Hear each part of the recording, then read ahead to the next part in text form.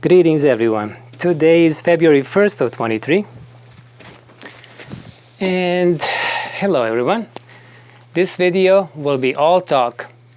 I will talk, answering questions, new format on my channel. I will occasionally make a video answering questions that I see posted after my video. And for some of those questions, I feel like I need a better explanation. It requires lengthy explanation. And me typing upstairs, I am not good at typing. This is much better way of me answering. I'd rather be here. So this first video will be answering a question from Richard. He just posted a question about an hour ago, and I feel I can give a good answer since we have similarities in this scenario. Again, I have to wear these goggles. I'm not doing it for the fashion. It is quite bright in here. I'm just protecting my eyes. Okay, so I'm gonna just read you Richard's question. By the way, do not assume that I am 100% sure correct in answering these questions. I'm just giving you my best answer, and you decided if it is good or not. Okay, so the question from Richard was, and I'm gonna read it. I have had 7 different cultivars in my yard, some for 10 years. They grow from the crown as we occasionally experience temperatures of -10 Fahrenheit. They grow strongly in the late spring from the crown, but do not produce fruit. I'm wondering if fertilizing more heavily will help. They start growing in early May, and the season lasts until the end of September. Do you have any suggestions?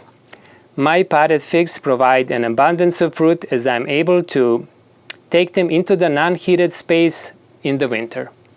Well, Richard, your scenario, your conditions, growing conditions, kind of reflect mine. My in-ground trees are now in their 13th season, yours for 10 years. Also, you are mentioning that your temperature, lowest temperature, reaches -10 Fahrenheit. I'm here in zone 6A. Ours usually is between -5 to -10 Fahrenheit, so very similar. I'm assuming that you are anywhere from zone 5B to 6B, around there. So, with that assumption, I did not see any kind of pictures of your fig trees, of the position in the backyard, but I can give you an answer what I think is happening. You are mentioning if you should fertilize it even more. So first, let me just take fertilization for in-ground trees. In-ground trees, especially the ones that are established for 10 years now, they have extended root system by this time. Some years I do not fertilize my in-ground trees at all. If I would fertilize, I will apply organic fertilizer, granular fertilizer very early in the season, late winter, maybe a cup, 2 cups around them, spread it, not too close to the actual stump area, just maybe 2-3 feet around. Those roots are even further up.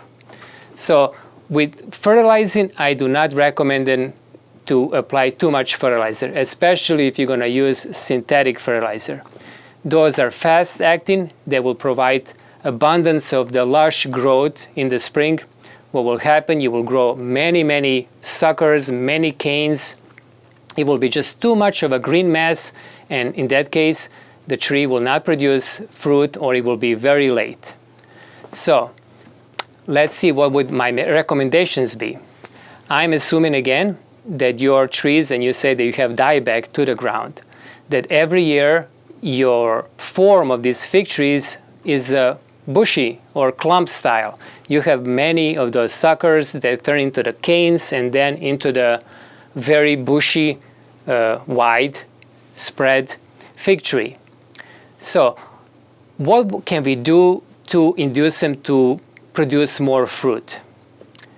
Also, depending on variety, some varieties are very cold hardy and are also earlier. So they also depend. I do not know what varieties you do have.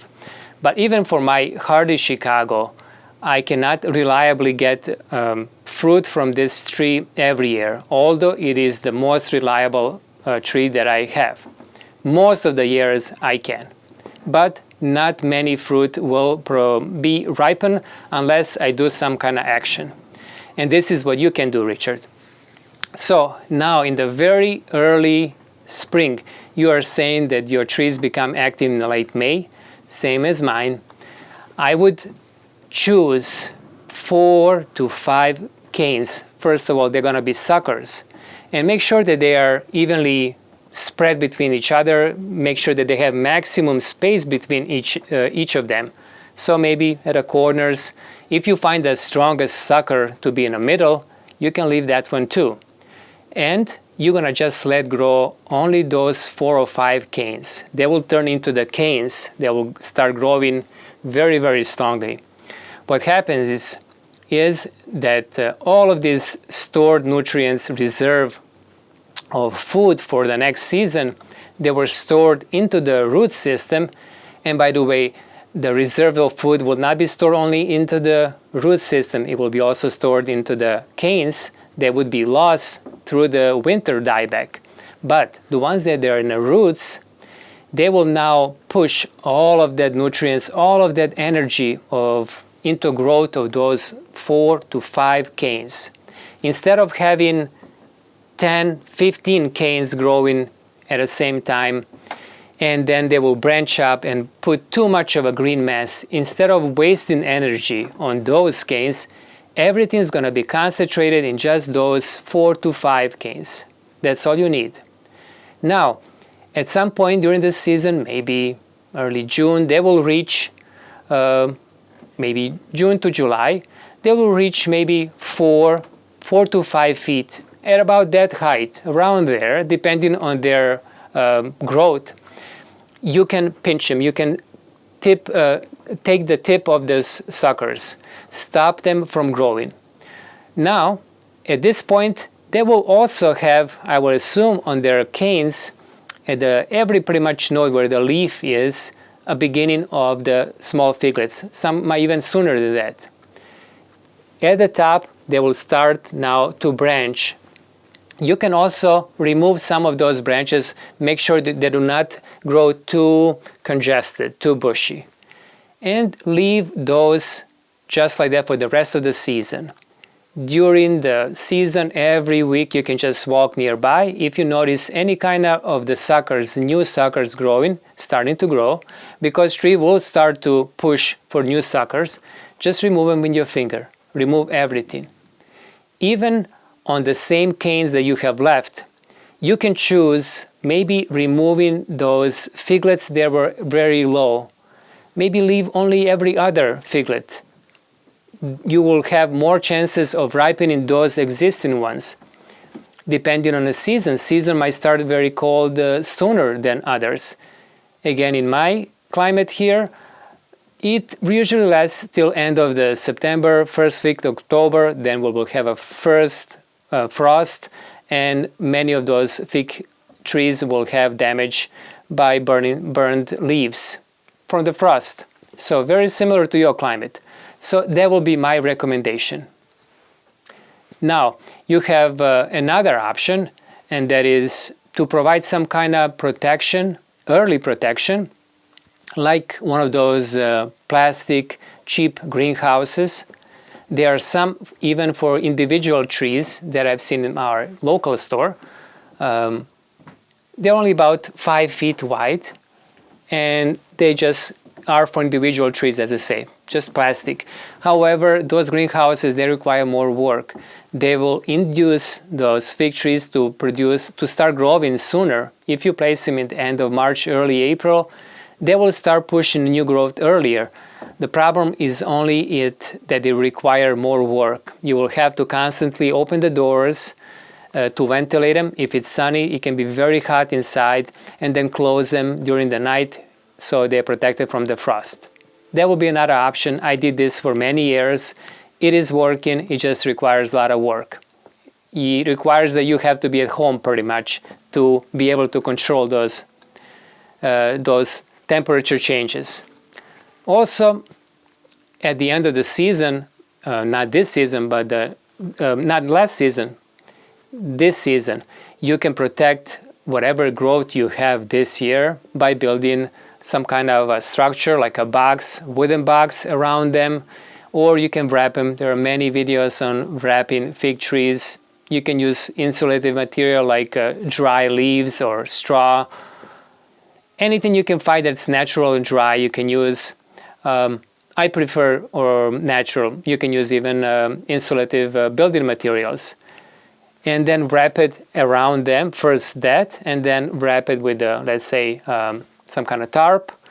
And on the top, you can place the bucket if it's wide enough, if it's more narrow. So you do not seal at the top, but you provide any kind of moisture from going in. There are some videos on YouTube that you can see how people provide extra heat cold protection by placing a small single bulb incandescent light inside, and they'll keep enough warmth so those canes will not get damaged by frost or very deep cold temperatures, or even heat cables. I've used many times. I would use cables that people use for their roofs, for their shingles. So I just wrap those around the trees that was already first wrapped with some dry leaves, and also works. What I find the damage, if you are protecting trees with insulation, I find the damage occurs not actually from the winter frost or very cold temperatures, and by that I mean, like you say, 0 and down below 0 Fahrenheit. Many times I will find the canes survive even those temperatures. And what happens, the damage comes at a very late winter or early spring. It's most like a late winter. So around March, beginning of March, there are some warm days. Temperatures can go above 30 to 40 even. And my belief is that the sap that was used as an antifreeze inside of that wood, those canes, now becomes activated. It becomes liquid, more liquid. There is moisture now because the tree is awakening. Because those suns are beating on the bark, and now there is moisture.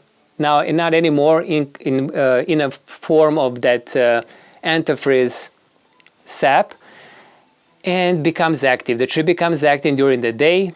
At night, the temperature drops down, and now we have those cells burst because the icicles will basically form and they will burst.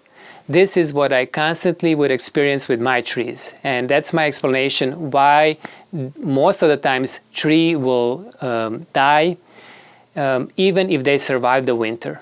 It is just that condition. But I cannot confirm that, but that's my theory.